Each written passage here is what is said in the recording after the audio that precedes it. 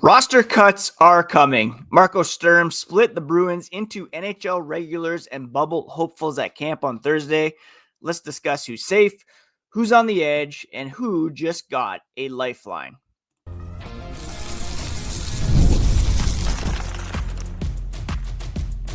You're Locked On Bruins, your daily podcast on the Boston Bruins, part of the Locked On Podcast Network, your team every day. What is up, Bruins fans, and welcome back to the Locked On Boston Bruins podcast. I'm your host, Ian McLaren, and this is a daily show where we discuss all things Spoked B. Today on the podcast, we're going to discuss Marco Sturm drawing a clear line between NHL caliber and ready players and AHL assignees on day 8 of training camp. We'll also discuss the Bruins announcing that Zdeno Chara is back in a new hockey operations role, and kicking off a new segment called Fantasy Friday, where we're going to spotlight Casey Mittelstadt as both a late round draft steal and today's Bruin of the day. Thank you so much for making Locked On Bruins your first listen every day. Opening night is just around the corner, October 8th in Washington, and you're going to want to subscribe so that you never miss an episode. Today's episode is brought to you by FanDuel. Download the FanDuel app now by visiting FanDuel.com and win $300 in bonus bets if your first $5 bet wins. Again, my name is Ian McLaren. I've been covering the Boston Bruins and the NHL for nearly 20 years for various outlets, a lifelong Boston Bruins fan. And today we've got a loaded show. Before we get into it, a quick reminder, you can find the podcast on social media at Locked NHL Bruins. And you can find me, my hockey thoughts and dad jokes at Ian C. McLaren. Thursday's training camp skate at Warrior Ice Arena gave us the clearest picture yet of who's trending towards the opening night roster and who's not. There have been no official cuts made here as of early Friday morning. Probably get some news with regards to that today, but we can kind of read between the lines literally and see who's in, who's out. For the first time, Sturm and his staff divided camp into two distinct groups. We talked last week about how Group A and B were fairly mixed with veterans and hopefuls. One group getting the nice locker room, the other the makeshift locker room. Now we've got more of a NHL regulars group and a bubble Providence leaning group. In the Group A, we had, very unsurprisingly, Morgan Geekie, Elias Lindholm, David Pastrnak skating on a line. You then had Pavel Zacha with Victor Arvidsson and Mitej Blumel, which was a bit of a mix-up, as we thought perhaps Mittelstadt and Zacha would form the second line. Instead, Mittelstadt, KC, was skating with Tanner Jeannot and Matt Poitras, who was over on the right side. You then had Mikey Eyssimont, Sean Kuraly, Mark Kastelic as a likely fourth line, with Marat Husnudinov, Fraser Minton, Alex Steeves forming a line as well. So that's 15 forwards there, likely most in the mix for being on the opening night roster. Maybe not in the lineup. Obviously, you can't dress more than 12, but a couple things to keep in mind. Blumel, Steeves are not waiver exempt, so if the Bruins want to send them to the AHL, they would have to go through waivers. Matt Poitras and Fraser Minton are, but they have done enough to warrant further consideration. That's not to say all 15 of these guys are going to be on the opening night roster. It's a 23-man roster. Right now, they're also had 8 defensemen up in this Group A as well. Charlie McAvoy, Mason Lohrei, Hampus Lindholm, Andrew Peeke, Nikita Zadorov, Henry Jokiharju, with Jordan Harris and Victor Soderstrom as your extras. So 15 plus 8. I'm not a huge math guy, but that's 23 right there. Your goalies, Jeremy Swayman, Michael DiPietro. Joonas Korpisalo was excused due to a family matter. So one of those goalies is going to have to be cut, and likely 2 forwards or a forward and a defenseman. Maybe they go 14, 7, and 2 here when it's all said and done. So even not all these guys are safe. On the Group B bubble, Providence leaning, you had most notably John Beecher, who's been an NHL regular for the last few years, and Fabian Lysell, as well as Dan Slokmelis, Georgi Merkulov, John Farinacci. These are guys who had an outside chance at making the roster. Beecher not waiver exempt, so if the Bruins do want to send him down, that would be something they may have to consider, but I don't think that he would be selected off waivers. Marco Sturm said, yeah, we split it into 2 groups, but every day there might be some changes again, going back and forth, not really set. Maybe they work on special teams today and they mix in Lysell in order to see if he can thrive on the power play. A few guys will be going back and forth. They try to keep everyone honest and try to get everyone involved as much as they can. When it comes to Fabian Lysell, once projected to be at least a middle 6 contributor, 3 shots, 0 points through 2 preseason games. When asked about being slotted into Group B, he just simply said, nothing to say, just come back in and keep working hard. Johnny Beecher, preseason debut against the Rangers was kind of rough. 7 minutes and 40 seconds of ice time. His line was outshot 5-0, outscored 2-0. Costly turnover that led directly to a Gabe Perreault goal. Beecher said, obviously, his first game there in New York didn't really go quite the way he wanted it to. Nothing he can do about it. Just got to learn from it, move on, take every day as a new opportunity. Going to Providence would be, a bit of maybe a shock for Beecher. He hasn't played down in Providence since 2023-24. He spent all of last season up with the Bruins. 78 games, 3 goals, 8 assists for 11 points. Leaving a lot on the table there, I think, in terms of his speed and what he can bring into the lineup. The big adjustment Thursday was Matt Poitras moving from center to wing on Casey Mittelstadt's line with Tanner Jeannot. Bell Fraser at Bruins.com described the trio as testing chemistry. Jeannot bringing size and edge, Poitras bringing youthful energy, Mittelstadt as the playmaker. Mittelstadt said he thought they complemented each other well. And Marco Sturm added, with Mittelstadt, the ability to move pucks and find guys, maybe a good pair moving forward. Somebody on Mittelstadt's side to have speed. Casey, he'll find you. He's good on the puck. That's smart, but he needs guys to push him along and push him forward.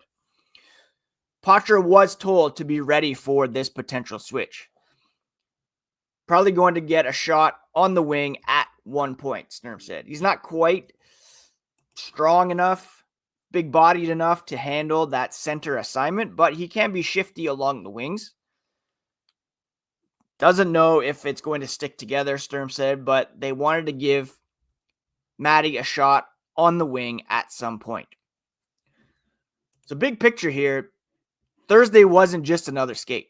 It was the first real kind of dividing line. Sturm kept NHLers together, moved Poitras into a new role, left bubble players like Lysell and Beecher with a shrinking window to make their case. And again, not all these Group A guys, especially up front, are guaranteed to make it. Obviously, Geeky, Lindholm, Pasternak is going to be a thing. Zaka, Arvidsson, likely on the second line. Matej Blumel has made a strong case to remain with the big club. Tanner Jeannot, Mikey Eyssimont, Sean Kuraly, Marcus Stelic are your kind of bottom 4 grinders.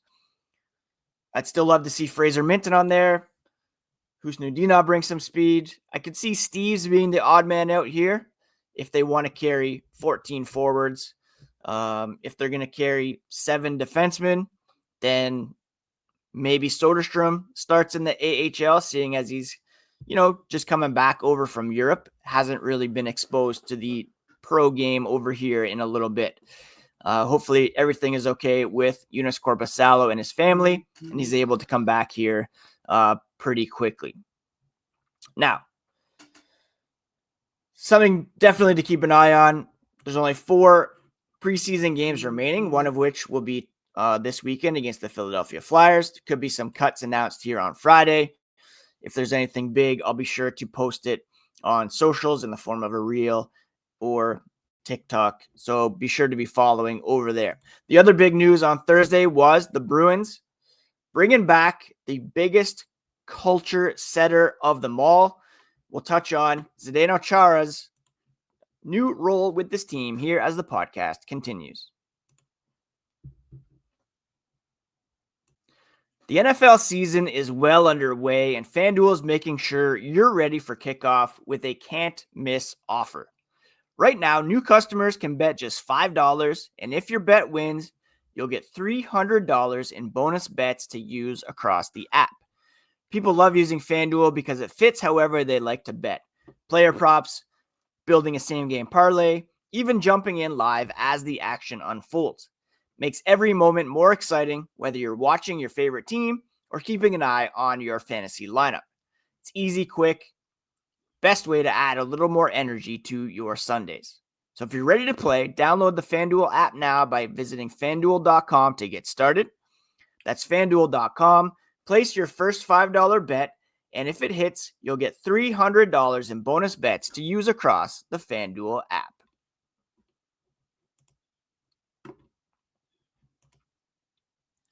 Thanks again for making Locked On Boston Bruins part of your daily routine.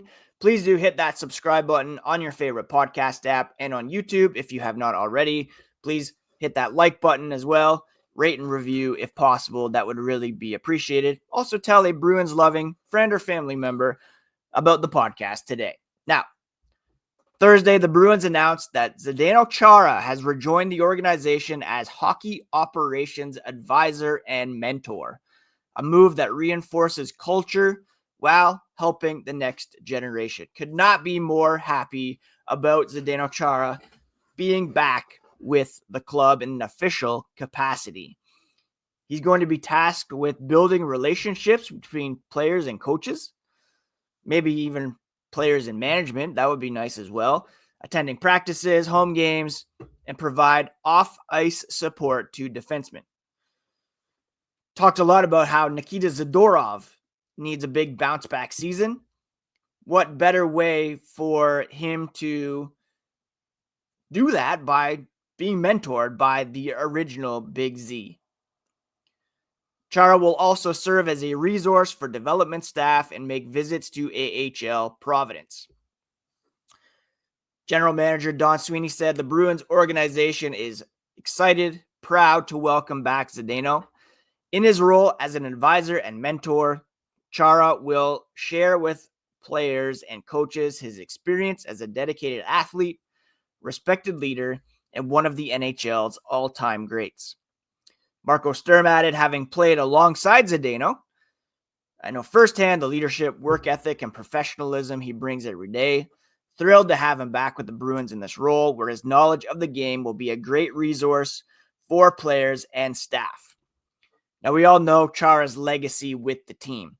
14 seasons as Bruins captain, Stanley Cup winner, Norris Trophy winner, Messier Leadership Award winner, 6-time All-Star, all-time NHL leader in games played by a defenseman, 1,000 games as a Bruin, 1,680 overall.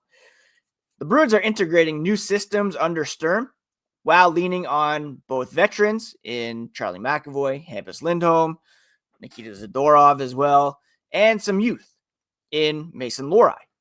Bringing back the most respected captain of the last 20 years gives Boston's young players a living blueprint of what it means to be a Bruin. No disrespect to Patrice Bergeron, Brad Marchand, but Chara got the job done as captain. He's not back just as a figurehead either. He's back to teach, to mentor, reinforce the standard that made Boston a contender for over a decade. Now, we all remember how Chara kind of exited the Boston Bruins. He was effectively not re-signed because Sweeney wanted to invest in youth. Maybe if Chara's still around in 2023, even just as a locker room presence, maybe it gives them that extra edge. We all know what he did in 2019, coming back from broken jaw. Unfortunately, they weren't able to get the job done. So it's interesting that they're bringing him back now to mentor some kids, and it's a great opportunity from Mason Lohrei to learn from one of the best. We know his game kind of lacks in the defensive areas, so maybe Chara can get into his ear in terms of how to evolve his all-around game. He can maybe get in Zadorov's ear and talk about what it means to be a leader on this team in his own way. Charlie McAvoy has long talked about how much Chara meant to him early on in his career, not to mention some of the kids coming up. Yeah, he'll be working specifically with defensemen, but be a great resource for David Pastrnak, for everybody, let's be honest. And this could lead to something bigger for Chara in the future. Maybe they train him up to be the next GM.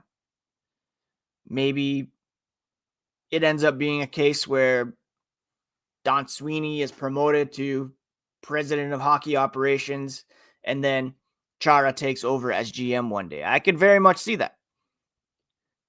So it's great to have him back. It's great to have this presence back within the organization. And again, he's not just there as like a symbolic ambassador. This is a real job. He's coming in to teach, to advise, to mentor, and to reinforce that standard, that culture that set the Bruins apart for so long. That locker room accountability, that treating everybody on the same level. One of the best things I think Zdeno Chara brought to the Bruins was eliminating the rookie lap. I can't stand that tradition. I don't like having, not that it's embarrassing, it just having the rookie playing his first game come out and do the lap solo. It kind of, it separates him as having a special moment, but it's also like, okay, we're just going out as a team and we're going to play this game together. I really like that, just coming out all together and having that support of your teammates when you do your first lap around the ice. Much more special, I think, to be surrounded by your teammates and guys who are there to help support your success. So that's just one example of something that I love about Zdeno Chara's tenure with the Boston Bruins. Again, very excited to have him back. I think building relationships between players and coaches is very important. I think it's also important to build relationships between players and management. We're seeing in Carolina, in Vegas, the rumblings of bringing back those Hockey Canada 5 members. We all remember what happened with the Bruins and Mitchell Miller. If you can have a guy like Chara kind of getting the pulse of the room, maybe that could have been avoided in the first place.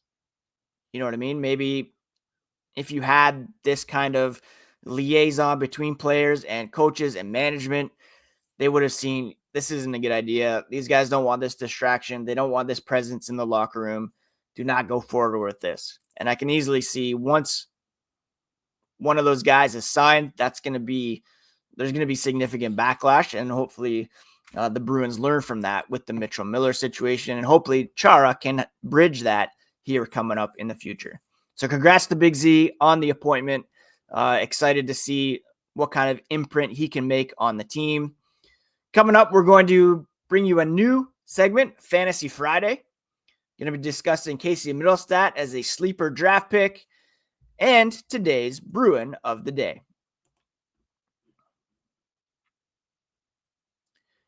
Casey Mittelstadt, to me, is a very intriguing fantasy hockey option, as well as a very intriguing Boston Bruins X Factor. In terms of fantasy, he's a bit of a late round fantasy sleeper. He's available in my keeper cap fantasy league, probably because his cap is a bit extended. But if he can pop as a second line center, his value could be pretty good.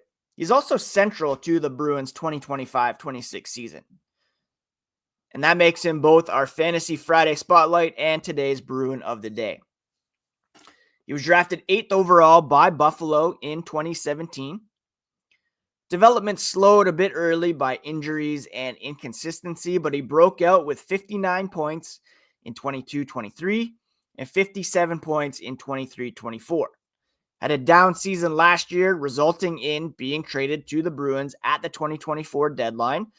The Avalanche believed that gaining Charlie Coyle for the stretch run was worth giving up on a much younger Mittelstadt, a second-round pick, and highly touted prospect Will Zellers. In retrospect, that's a huge win for Don Sweeney, especially if Mittelstadt can pop here this season. He centered Tanner Jeannot and Matt Poitras for the first time. That looks more like a third line to me with Zacha, Arvidsson, and Blumel. It's an opportunity to kind of spread out the offense, balance the lineup a little bit.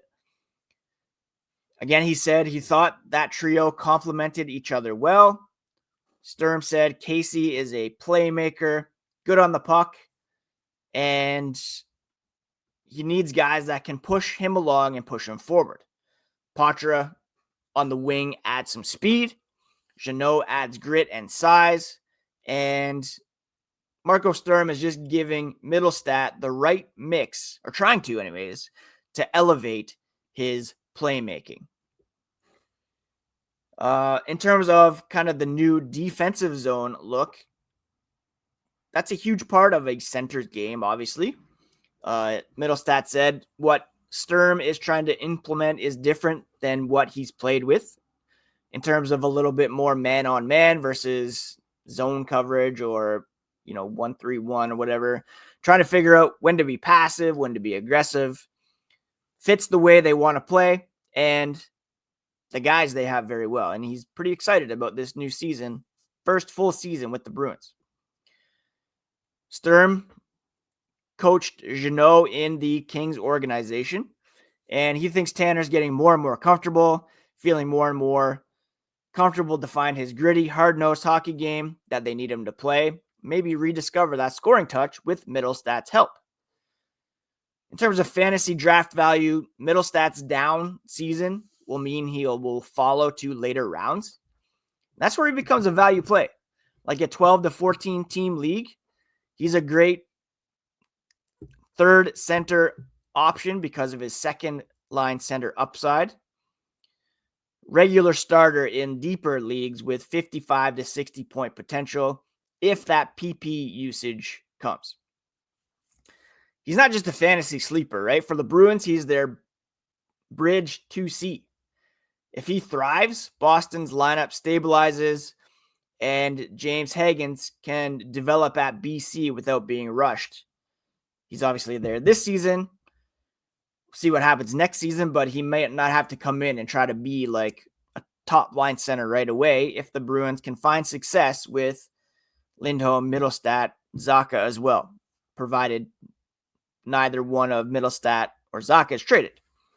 From a high draft pick to Buffalo mainstay, Colorado breakout, deadline acquisition, Mittelstadt's career arc is now tied to Boston's short-term stability and long-term rebuild. And he can both be a fantasy steal and a pretty high-end pivot.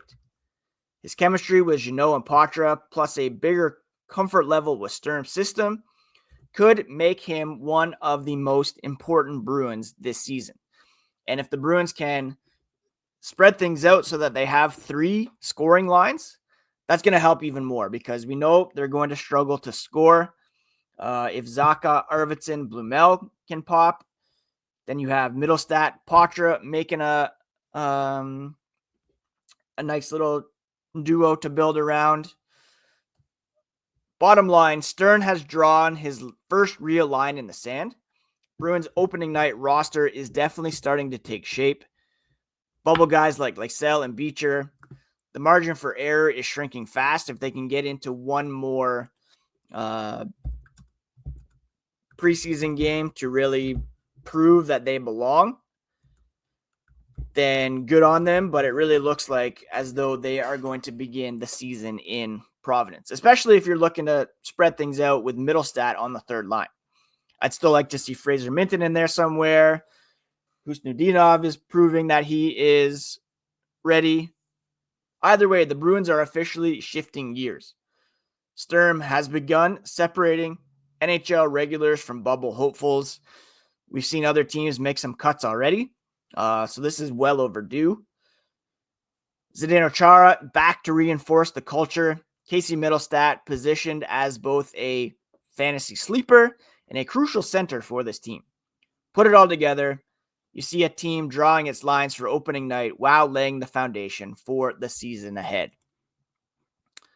All right, that's it for today's episode of Locked On Boston Bruins, my friends. Thank you so much for taking the time to listen today, for following along all week. Please do subscribe if you have not already on your favorite podcast app and on YouTube.